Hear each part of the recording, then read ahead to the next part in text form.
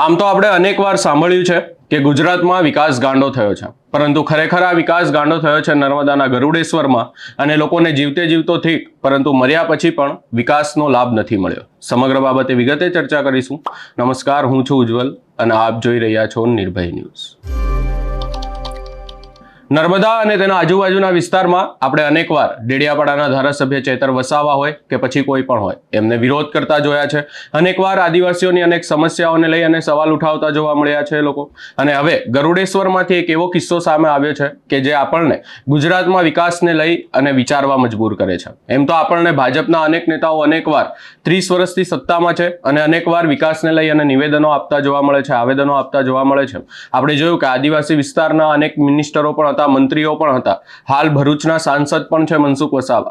પરંતુ વિકાસની જો વાત કરવામાં આવે તો ગરુડેશ્વરમાં વાત એવી છે કે ગરુડેશ્વરમાં એવો વિકાસ થયો કે ત્યાંના એક ગામમાં ખેતરમાં કામ કરતા એક સ્થાનિક વ્યક્તિ પર વીજળી પડી અને ત્યારબાદ તેમને હોસ્પિટલ લઈ જવામાં આવ્યા. ત્યાં તેમનું પોસ્ટમોર્ટમ કરવામાં આવ્યું અને ત્યારબાદ એમને ફરીથી તેમના ઘરે લઈ જવા માટે એમ્બ્યુલન્સ પણ પ્રાપ્ત નથી થઈ. અને આ વાતને લઈ અને હાલ અનેક સવાલો ઊભા થઈ રહ્યા છે કે આવો તો કેવો વિકાસ કે એક વ્યક્તિ જે મૃત્યુ પામ્યા છે એમને લઈ જવા માટે હોસ્પિટલથી એમ્બ્યુલન્સ પણ નથી. આ વાતને લઈ અને આમ આદમી પાર્ટીના નેતા દ્વારા વિરોધ કરવામાં આવ્યો. આમ આદમી પાર્ટીના પ્રદેશ ત્યાંના પ્રમુખ નિરંજન વસાવા દ્વારા સમગ્ર બાબતને લઈને શું કહેવામાં આવ્યું, સૌપ્રથમ એ સાંભળી લઈએ. પણ સાહેબ, અહીંયા ગાડી આખો ટ્રાઇબલ વિસ્તાર છે, એની સાથે સાથે દરેક સમાજના લોકો રહે છે. આજે ક્યારેક કોની અહીંયા ગાડી ઘરે જતા વિકેટ પડી જાય, કોઈને હાર્ટ એટેક આવી જાય, કોઈને કેન્સર જેવા ગંભીર રોગો થાય. હવે સાહેબ, આ લોકો પોતે કેપેબલ નથી અને તે લોકો આજે આ પિકઅપમાં લઈ જાય આજે, તો કમસે કમ એવી તો વ્યવસ્થા કરો. અહીંયા ગાડી એટલું મોટું સ્ટેચ્યુ ઓફ યુનિટી બનાવ્યું છે, અહીંયા ગાડી હમણાં હજારો કરોડો રૂપિયાના પ્રોજેક્ટો બનાવ્યા છે, તો એક સબવાહિની સાહેબ નથી અહીંયા ગાડી. પણ કરીશું તો તમે 6 વર્ષથી તો અહીં સેવા આપો છો, તમે એક જવાબદાર પ્રતિનિધિ છો સાહેબ. અને 10 વર્ષથી પેલા શૈલેષભાઈ ડોક્ટર છે, એ અમારી જોડે અભદ્ર ભાષાનો વ્યવહાર કરે. તમે અહીંયા ગાડી સબવાહિનીની વ્યવસ્થા આપો, ત્યાર પછી જ અમે આવે એને એ કરીશું.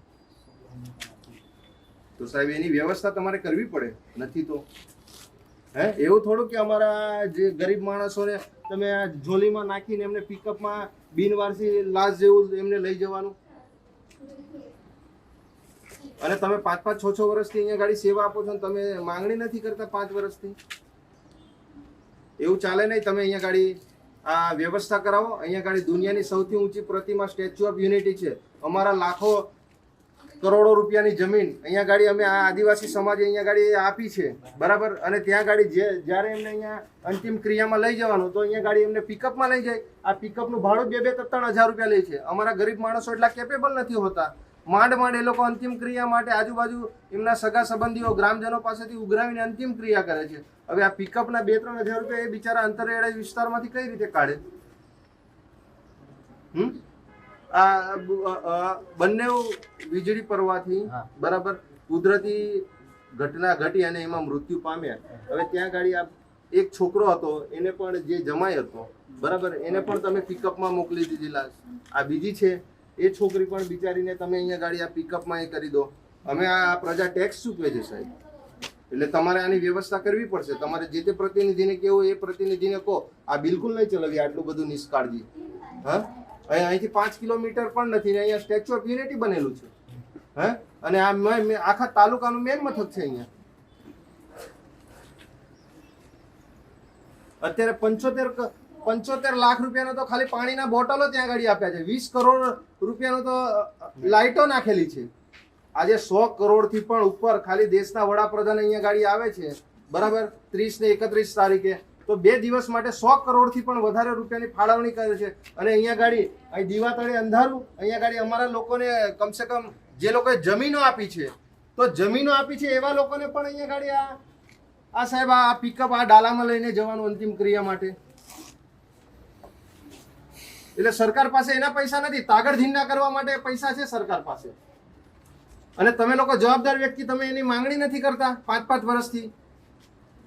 એટલે ચાલે નહીં. તમારે જે પ્રતિનિધિને કેવો અહીંયા ગાડી હમણાં કાર્યક્રમ છે મોદી સાહેબનો, અહીં દુનિયાભરના નેતાઓ છે, અધિકારીઓ છે, મુખ્યમંત્રીઓ છે, 2-3 મહિને આવે છે અને અમારા માણસો માટે અહીંયા સબવાહિનીની વ્યવસ્થા નથી.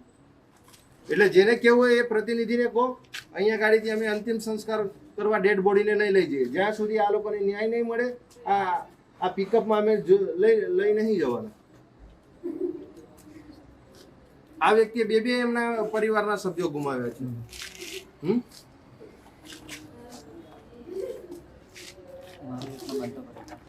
બનતો પ્રયત્ન નહીં, તમે એમ્બ્યુલન્સ મંગાવો સબવાહિની, અહીંયા અમને જોઈએ સબવાહિની.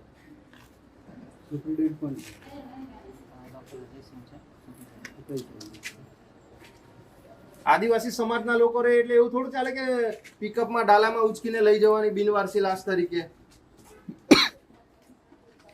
કમસે કમ જતા તો એને કમસે કમ યોગ્ય ન્યાય આપો. અંતિમ સંસ્કાર કરવા જાય તો કમસે કમ આ સરકાર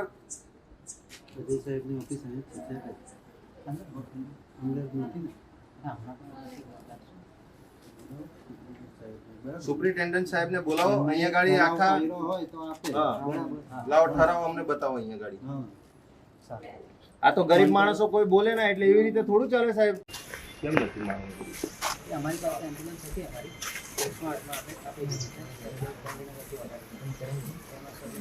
હમણાં તો આપ સાહેબ શ્રીનો નંબર માંગ્યો, ત્યાં ઓફિસમાં જઈને અમને નંબર માંગ્યો. શૈલેષભાઈ વસાવા ડૉક્ટર એમણે તમારો નંબર અમને ફોટો આપ્યો અને જે નંબર આપ્યો બરાબર ત્યાર પછી તમને કોલ કર્યો તો આ નંબર અસ્તિત્વમાં નથી.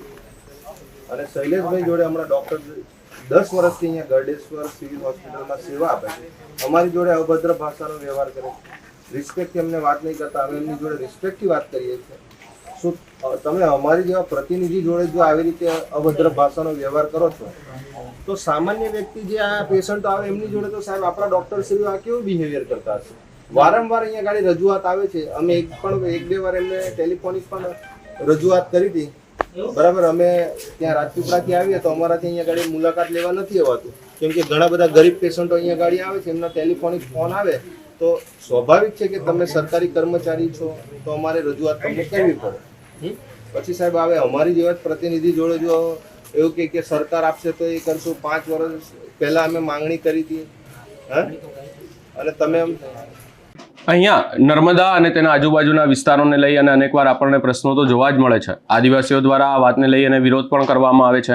અનેકવાર આદિવાસી વિસ્તારના લોકો આપણને કહેતા જોવા મળે છે કે અમારો વિકાસ નથી થયો, અમને આજુબાજુના વિસ્તારમાંથી વિકાસ નથી મળ્યો, અમારા મંત્રીઓ અમારા માટે કામ નથી કરતા, અમારા સાંસદ છે પરંતુ એ પણ કામ નથી કરતા. આ વાતને લઈ અને અનેકવાર વિરોધ પણ કરવામાં આવ્યો અને હવે આ વાતને લઈ અને ક્યાંક ને ક્યાંક સ્પષ્ટતા પણ આપવામાં આવી છે કે આટલા વર્ષો થઈ ગયા, 30 વર્ષથી ભાજપની સરકાર છે ગુજરાતમાં, વિકાસની મોટી મોટી વાતો કરવામાં આવે છે, વિકાસ સપ્તાહની ઉજવણી કરવામાં આવે છે, ત્યારે આ કેવો વિકાસ છે એ સમજાતું નથી. સમગ્ર બાબતે આપનો શું અભિપ્રાય છે એ અમને કમેન્ટ કરી જરૂર જણાવશો.